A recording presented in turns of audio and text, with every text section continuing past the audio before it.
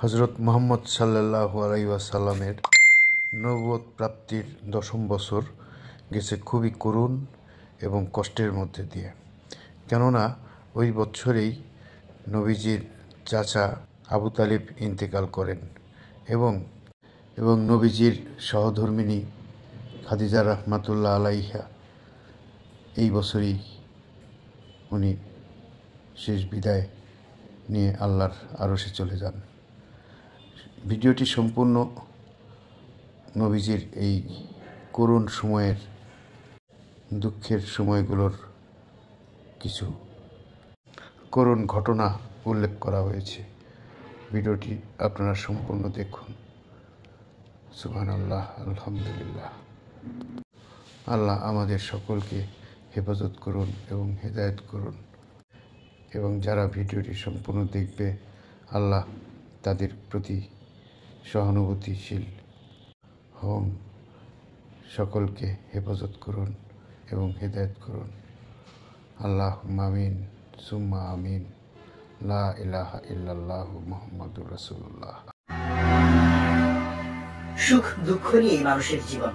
রাসূলুল্লাহ সাল্লাল্লাহু আলাইহি ওয়াসাল্লামের জীবনও এর ব্যতিক্রম ছিল না।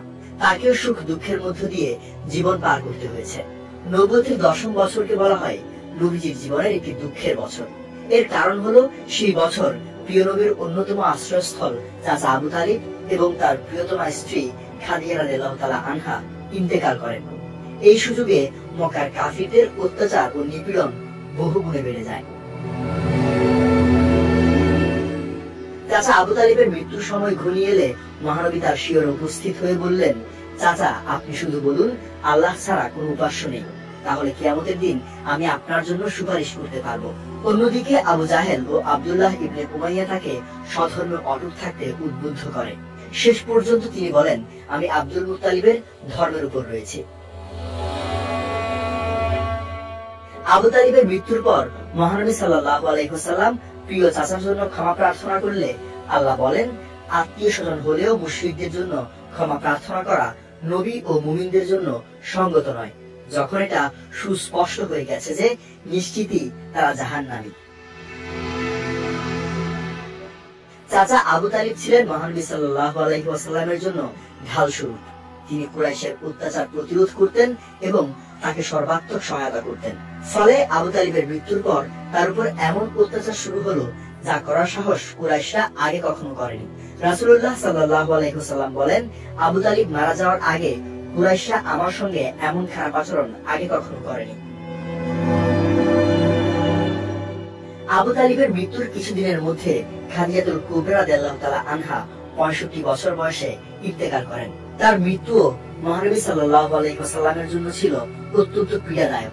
হাদিস এসেছে, খাদিজা রাদিয়াল্লাহু তাআলা আনহা যখন ইন্তেকাল করেন, রাসূলুল্লাহ সাল্লাল্লাহু আলাইহি ওয়াসাল্লামের অবস্থা আশঙ্কাজনক হয়ে যায়।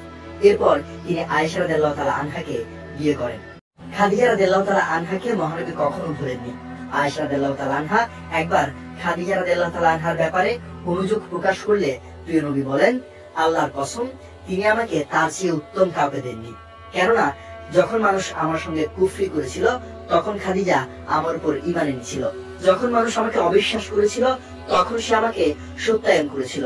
যখন মানুষ আমাকে বঞ্চিত করেছিল তখন সে আমাকে তার সম্পদের অংশীদার করেছিল। তার গর্ভ থেকে আল্লাহ আমাকে সন্তান দান করেছেন। অন্য কোন স্ত্রীর গর্ভ থেকে আমাকে কোনো সন্তান দেয়া হয়নি। বিজয় টিভি নিউজ ডেস্ক।